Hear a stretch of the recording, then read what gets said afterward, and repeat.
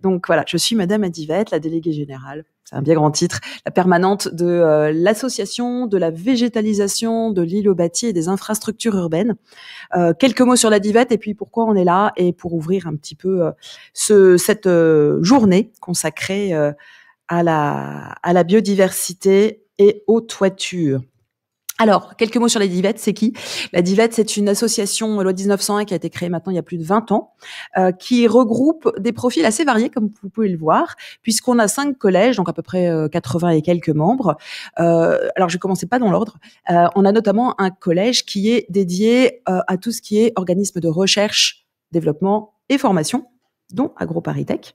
On a une longue histoire en commun et on y retrouve bien sûr aussi des fournisseurs de systèmes ou de composants de systèmes, des installateurs côté bâtiment, côté paysage, également des donneurs d'ordre, des maîtres d'ouvrage, des bureaux d'études, des architectes, paysagistes, concepteurs et également des organismes professionnels ou associatifs dans des domaines connexes. Alors bien sûr, Fédération française du paysage, Chambre syndicale française de l'étanchéité, parce que en toiture, on est juste en dessous la végétalisation, on trouve l'étanchéité, mais aussi des acteurs comme l'Adopta ou comme l'ASTE, qui sont des associations qui travaillent sur des solutions alternatives à la gestion des eaux pluviales, le cluster au milieu sol, etc. Donc tout un écosystème qu'on a voulu intégrer dès le démarrage dans l'histoire de la Divette pour avoir l'ensemble, ça c'est un peu de l'élément de langage, mais l'ensemble des acteurs de la chaîne de valeur pour que quand on avance sur un sujet, j'en dirais quelques petits mots de ci, de là, quand on avance sur un sujet, ça soit pas uniquement avec la vision, par exemple, de fournisseurs de composants, de fournisseurs de systèmes, ou avec uniquement la vision d'installateurs, mais avec une vision globale. Donc, comme vous pouvez le voir, on a un certain nombre d'interactions avec des pouvoirs publics, des associations privées, publiques, agences, nos homologues aussi au plan international, puisqu'on fait partie d'une fédération européenne et d'un réseau international, ce qui nourrit vraiment notre réflexion. Et puis des missions qui sont extrêmement larges, aussi bien concernant les règles de l'art que sur la promotion de ces solutions végétalisées qui font partie des solutions fondées sur la nature, des fameuses SFN, dont on parle de plus en plus et c'est tant mieux. Également de rendre compte du marché, de publier des documents de référence, etc. Alors, je me suis dit que pour introduire cette journée, plutôt des grands discours, je préférais vous partager des images et puis quelques mots clés pour donner des éclairages, volontairement peut-être un petit peu subjectifs, voilà, de ceux qui mettent en œuvre notamment, mais qui réfléchissent aussi, un certain nombre de solutions sur cette végétalisation de l'île au bâti et des infrastructures urbaines. Le premier mot que je voulais partager avec vous, c'était biodiversité. Ça me semble un petit peu évident, mais voilà, derrière biodiversité, il y a énormément de choses. Voilà, c'est une notion extrêmement complexe. Il y a 4 ans, nous avions organisé un colloque sur végétalisation du bâti et biodiversité, où Sophie d'ailleurs intervenait, pour justement appréhender la globalité de ce service, aussi bien d'un point de vue floristique, faunistique, mais également en termes de sol, c'est là où Sophie intervenait, mais également en termes de connectivité, etc. Voilà, le projet que vous voyez ici, c'est sur un bâtiment de bureau qui a été instrumenté justement dans cette optique pour pouvoir évaluer, appréhender cette question de la biodiversité sur ce cas spécifique. Deuxième mot-clé, mot-clé au pluriel, gestion des eaux pluviales. La photo que vous voyez, ça se passe à Lille, c'est un projet qui s'appelle Biotop. Et on voit bien avec cette photo, si on voulait aller un tout petit peu vite, qu'on est, même s'il y a quelques arbres quand même plantés aux alentours, on est vraiment dans un environnement urbain. On est donc à Lille, c'est un bâtiment de l'Eurométropole. Et aujourd'hui, on sait bien que c'est un enjeu qui est d'autant plus criant qu'on a une évolution, un changement climatique qui fait qu'on a des pics de pluviométrie, qu'on a des événements de pluie de plus en plus intenses, parfois espacés, mais en tout cas intenses. Et donc, la question de la gestion des eaux pluviales est vraiment clé pour les villes par rapport, bien sûr, à leur gestion ensuite en voirie. Là aussi, on avait fait, il y a 2 ans, un colloque sur végétalisation du bâti et gestion des eaux pluviales et gestion de l'eau même. On avait arrêté là, gestion de l'eau. Pourquoi ? Parce qu'il y avait toute une partie du colloque qui appréhendait ce que je viens d'expliciter, c'est-à-dire cette question de gérer l'eau pluviale quand il y en a trop, mais on avait aussi tout un temps du colloque qui était dédié à comment fait-on quand il n'y a pas assez d'eau et la problématique de l'irrigation des végétaux, puisque comme tout vivant, s'il n'y a pas d'eau, il n'y a pas de vie, et donc les services écosystémiques associés, évidemment, n'auront pas lieu, ou mal. Troisième mot-clé au pluriel, lutte contre l'îlot de chaleur urbain. Là, on est sur une crèche à Mérignac. Il y a un environnement assez bucolique, j'allais dire. La philosophie de ce projet, c'était de s'intégrer de façon paysagère, mais bien évidemment, on est en Gironde. Je veux dire, aujourd'hui, partout en France, on peut avoir des bons pics de chaleur, mais le sud-ouest peut être tout particulièrement exposé. Donc, il y avait une volonté vraiment aussi d'intégrer cette notion de lutte contre les lots de chaleur urbains et finalement de restituer cette capacité sur un espace qui avait été pris par le bâtiment et donc de pouvoir restituer cette capacité. Et bien sûr, je passe les autres services écosystémiques qui étaient rendus au travers de cette réalisation. Je voulais aussi partager d'autres mots-clés avec vous, là aussi un petit peu comme des angles, des petits aspects lumineux. C'est des mots-clés qui ont référence à des réflexions, des innovations de la filière pour continuer d'avancer et d'avancer de façon vertueuse. Le premier mot-clé, c'est phytoépuration. C'est pas ici que ça se passe. Ça se passe sur un autre bâtiment, de ce bâtiment. On est sur un siège d'entreprise à Strasbourg, qui est un lieu d'expérimentation pour en fait récupérer des eaux grises issues des lavabos et de la cantine, les traiter par phytoépuration, donc c'est pas sur ce toit-là, à cet endroit-là que ça se passe, mais les traiter par phytoépuration en toiture et ensuite servir pour l'irrigation des autres toitures végétales qu'il y a sur le bâtiment. Donc ça, quand on avait fait notre séminaire il y a 2 ans, on aurait pu imaginer que sur cette utilisation des eaux grises, notamment pour l'irrigation des toitures terrasses, c'était un peu un doux rêve, mais non, c'est bien déjà une réalité. C'est aujourd'hui, maintenant. Autre mot-clé, l'agriculture urbaine en toiture, on va y revenir. Là, c'est un projet à Paris, dans le 15e. En plus, c'est intéressant, c'est une rénovation. Donc, on était sur un bâtiment existant et qui est devenu un potager. Voilà, peut-être que vous en reparlerez, puisque je crois que ça a été suivi par AgroParisTech, ce projet. Un autre mot-clé important ou des mots-clés, et qui illustre les possibilités de circularité, de l'économie circulaire, c'est les notions de réemploi, de recyclage ou de réutilisation qui bien sûr renvoient à des logiques différentes.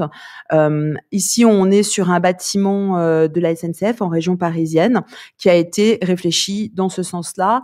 On a un certain nombre de projets à la Divette autour du réemploi notamment, et ça, il y a un exemple que j'ai en tête à Paris sur un bâtiment de logement, du réemploi partiellement d'un toit qui était avant gravillonné, et on a récupéré les gravillons pour en faire du drainage, donc ce qu'on a en dessous le support de culture et les végétaux qui s'y prêtaient très bien.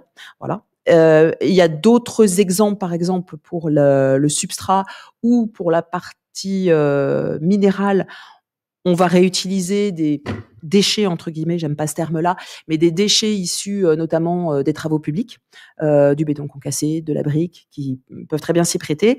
Bien sûr, il y a aussi, à nouveau, le terme de déchets que j'aime pas non plus, déchets verts, donc l'utilisation in situ, vous voyez sur cette photo de bac de compostage. Et puis également, il y a des recherches qui se font, des projets qui existent de réutilisation, bien sûr avec un certain nombre de caractéristiques à respecter, mais de réutilisation de terres excavées. Donc ça, c'est des choses qui sont vraiment très très importantes pour la filière, tout en respectant bien sûr les règles de l'art, les caractéristiques qui vont bien, etc. Mais pour essayer d'avancer sur ces sujets ô combien importants aujourd'hui. Et puis dernier mot-clé en termes d'innovation, bon, c'est aussi quelque chose qui existe depuis quelque temps, c'est pas tout nouveau, c'est le biosolaire. On a organisé d'ailleurs à la Divette une demi-journée consacrée aux toitures biosolaires en juin dernier dans un campus d'une école d'ingénieurs où il y a justement un démonstrateur en toiture qu'on a pu visiter. Le biosolaire, et ça me permet aussi de vous donner une petite perspective en termes de marché. Le biosolaire, en France, ça commence tout juste. Biosolaire, c'est vraiment ce que vous voyez plutôt sur la droite de la photo, c'est-à-dire quand on va mettre des panneaux solaires, ça peut être du photovoltaïque, mais aussi du solaire thermique, au-dessus de la végète. Donc, il y a vraiment là aussi des conditions respectées. D'ailleurs, la Divette a édité un guide pour poser justement les points de référence et les points techniques concernant le biosolaire. Et autant en France, voilà, on y va à pas menu, autant, et ça c'est vrai d'une façon générale pour le marché notamment de la toiture végétale, autant les pays germanophones, l'Allemagne, la Suisse, l'Autriche en premier lieu, un peu la Scandinavie, un peu la Grande-Bretagne, ces pays-là sont vraiment très en avance sur nous dans le sens où pour eux, c'est presque une évidence. Il y a un projet, il y a forcément tout ou partie du biosolaire sur la toiture. Donc voilà, on a encore pas mal de chemin à parcourir quand on voit nos voisins, et aussi d'ailleurs d'une façon générale en termes de marché, parce que si on estime le marché, alors c'est vraiment une estimation, parce qu'il y a pas mal de diffus et c'est délicat de tout compter, mais autour de, allez, pas très loin de 2 millions de mètres carrés de végétalisation de toiture installée en France par an. Quand vous considérez le marché allemand, par exemple, c'est du x3, par exemple. Donc, vous voyez, on a encore un peu de latitude. C'est peut-être un plus grand pays que le nôtre, avec plus de mètres carrés en tant que tels qui sont étanchés, mais en tout cas, on a encore une marge de progression. Voilà. Donc, pour terminer et introduire la suite de nos rencontres d'aujourd'hui, de ce jour. Donc voilà notre complexe en dessous d'isolation étanchéité, au-dessus de végétalisation. Donc avec, si je prends de bas en haut dans le système de végétalisation, le drainage. Là, on a une natte d'irrigation, le filtre normalement, et puis ensuite on a le substrat et ensuite le support de culture et ensuite la palette végétale. Donc oui, il y a de multiples services. Donc j'ai parlé des eaux pluviales, j'ai parlé de biodiversité, j'ai parlé de lutte contre l'îlot de chaleur urbain, mais on peut parler aussi de confort thermique, notamment quand on est en rénovation, parce qu'aujourd'hui avec le RE2020, les bâtiments sont bien dimensionnés pour être étanches thermiquement, mais quand on est en rénovation, c'est quelque chose qui peut être intéressant, en tout cas à étudier. L'isolation acoustique, je l'ai pas mentionné, mais elle joue un rôle aussi bien en termes de bruit d'impact que de bruit aérien. La qualité de l'air avec la captation d'un certain nombre de COV, de métaux lourds, si évidemment on ne met pas de plantes allergisantes. Le bien-être, au final, qui peut être un bien-être, bien sûr, physiologique, qu'on comprend bien en termes de conséquences par rapport à tous ces autres services rendus, mais également psychologique. On sait très bien que voir du végétal, avoir accès au végétal, on en a besoin, c'est pas juste pour le fun, on en a besoin. Et pendant l'épisode Covid, on a bien vu que ceux qui avaient la chance d'avoir du végétal pas très loin de chez eux avaient mieux vécu le confinement que les autres, hélas. Et aussi parce que, et typiquement, que ça soit d'ailleurs en forme toiture potagère ou toiture juste végétale, l'accessibilité, ça peut être aussi des jardins, ça peut devenir des jardins partagés, des jardins où les habitants ou les usagers d'un bâtiment peuvent œuvrer ensemble à l'entretien de cet espace végétal, et donc du lien social peut se créer, et ça, c'est important aussi, ça concourt à notre bien-être. Et enfin, c'est pas forcément le plus glamour, mais la protection de l'étanchéité qui est bien une réalité. La DIVET va à l'intention de lancer une étude très concrète qui viennent mesurer cela, mais effectivement des expériences terrain en tout cas qui ont été rapportées. La végétalisation des toitures protège la couche d'étanchéité, ce qui d'un point de vue très prosaïque évite au gestionnaire du bâtiment de refaire son étanchéité aussi souvent que s'il n'y avait pas eu cette protection. Donc ce n'est pas inintéressant aussi parce que vous savez bien que ça a un coût, une toiture végétale, aussi bien à l'installation qu'à la maintenance, mais en tout cas, c'est un élément qui peut aussi donner à réfléchir pour le gestionnaire du bâtiment. Et donc la question, pour que tout ça puisse se passer, et c'est pas forcément ce qu'on voit en premier lieu, puisque ce qu'on voit c'est la végète, eh bien c'est le sol. Et ces technosols, ces supports de culture sont effectivement essentiels.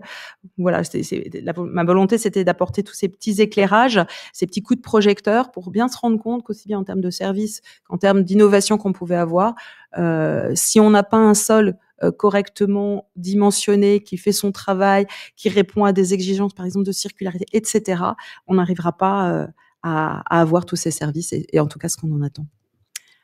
Merci tous.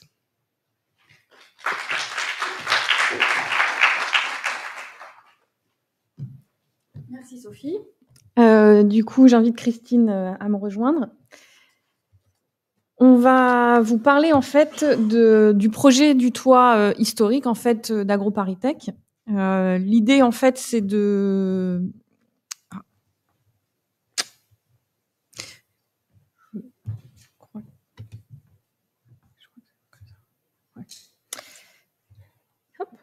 Donc on va vous parler de l'historique de la toiture Bertrand Ney, et je vais laisser du coup la parole à Christine pour le début. Merci. Donc je suis Christine Aubry, je suis aujourd'hui directrice de la chaire partenariale Agriculture urbaine, services écosystémiques et alimentation des villes. Et en fait, en 2012, donc on remonte un peu dans le temps, à AgroParisTech, qui était alors à Paris, grâce à l'appui de feu le professeur d'agronomie Bertrand Ney et d'un soutien financier de AgroParisTech, notamment à travers ses projets innovants, nous avons lancé ce projet qui s'appelait T4P, toit parisien productif, projet pilote. Oui, bon, d'accord, enfin, on a fait ce qu'on a pu. Et avec dessus, justement, ce toit expérimental Bertrandais.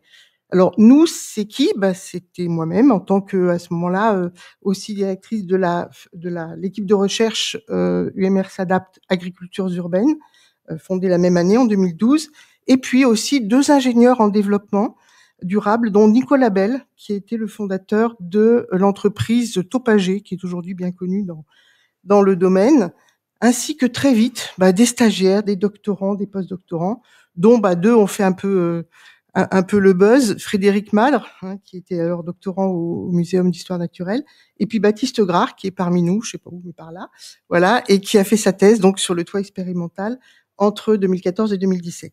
Donc l'objectif initial de ce projet et de ce toit, c'était face à la raréfaction des espaces au sol dans les villes et ou face à leur mauvaise qualité de ces sols, de concevoir et de tester des systèmes maraîchers, des systèmes de culture maraîchers en toiture, dans des bacs composés essentiellement de déchets organiques urbains. Alors, on va y revenir beaucoup au cours de cette matinée. Et d'en mesurer, certes, la production alimentaire, mais aussi des services écosystémiques qui vous seront là aussi présentés, notamment par Baptiste, rétention d'eau, stockage de déchets, réduction des déchets organiques par ce biais, etc. Et puis la biodiversité dans les bacs et à côté, parce qu'on avait installé à ce moment-là une petite zone dite de biodiversité, c'est-à-dire sur lesquelles on n'est pas intervenu, à part d'avoir mis précisément un technosol. Et on a très vite pu constater la colonisation très rapide et massive de cette zone-là par des végétaux, des insectes, des oiseaux. D'ailleurs, il a fallu mettre plein de filets pour protéger la zone expérimentale des oiseaux. Voilà. Et signalons aussi que nous avons, lors de cette expérimentation, mesuré d'éventuels disservices, notamment ceux qui pouvaient être liés à la pollution des productions par les technosols et ou par les dépôts atmosphériques sur ces technosols. Alors cette expérimentation sur le toit Bertrandais a duré de 2012 à 2022 et a rapidement été coordonnée par Baptiste et par Sophie, et a permis aussi le recrutement d'Antoine Tardif, que vous verrez beaucoup cet après-midi sur le toit, comme technicien du toit. Donc, outre tous les résultats scientifiques qui ont été obtenus et donc qui vont vous être présentés au cours de la matinée, ainsi que ceux d'ailleurs qui sont liés au développement et à la reprise de ces expérimentations sur le petit frère palaisien du toit parisien, ça change pas les initiales, ça qui est bien. Donc vous allez voir ça cet après-midi. Je vous signalerai aussi que ce toit expérimental a joué un petit rôle d'inspiration pour le lancement en 2016 par la ville de Paris de projets de développement de l'agriculture urbaine qui s'appelle Pariculteur et qui continue encore aujourd'hui. Donc ça a été une belle aventure à la fois scientifique et humaine. Bon, moi je remercie tous ceux et toutes celles qui ont participé et puis tous ceux et toutes celles qui continuent d'y participer et de la faire vivre aujourd'hui, dont Sophie et dont tous ceux que vous allez entendre ce matin. Voilà pour ce petit rappel historique.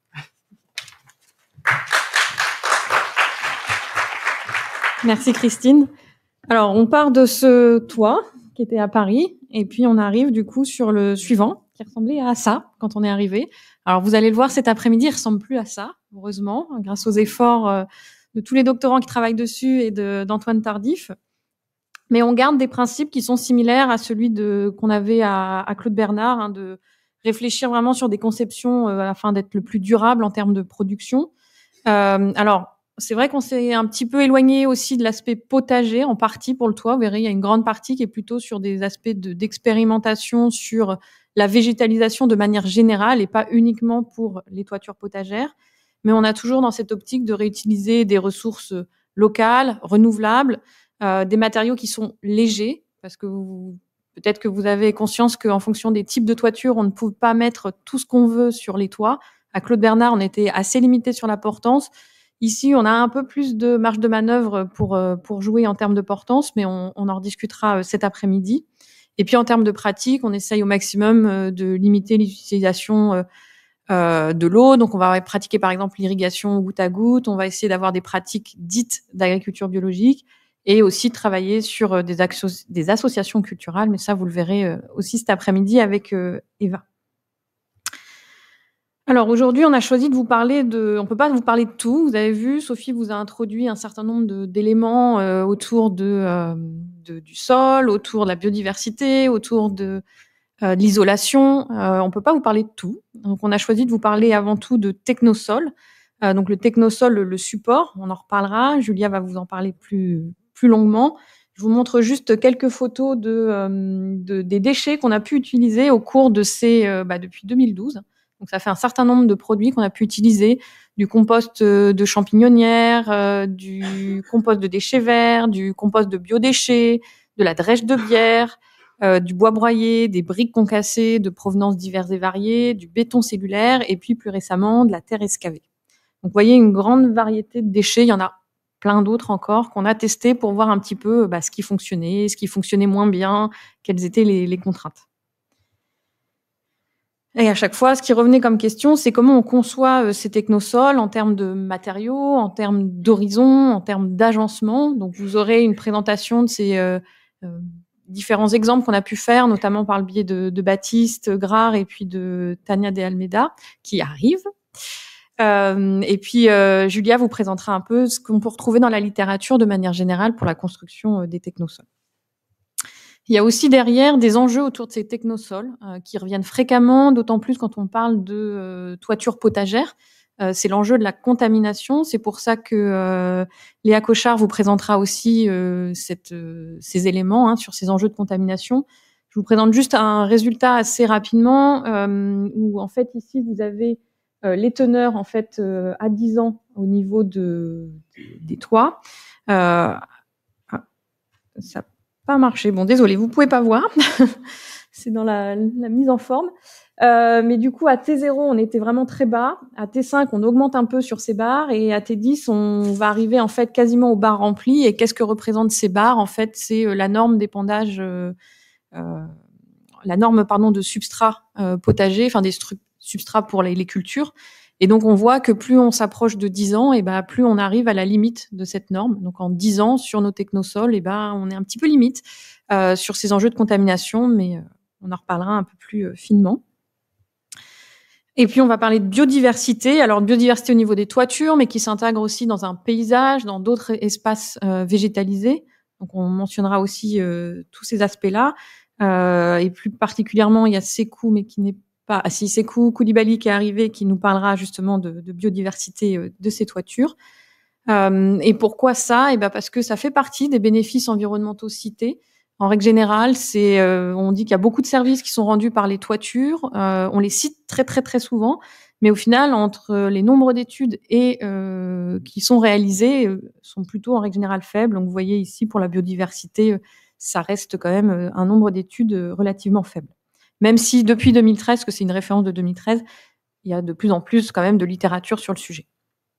Et on s'intéressera plus particulièrement, nous, à la biodiversité des sols, au hasard. C'est pas du tout parce qu'on travaille sur les sols, mais on vous expliquera aussi pourquoi on essaye de centrer sur ces aspects-là qui sont souvent moins connus au niveau de la biodiversité.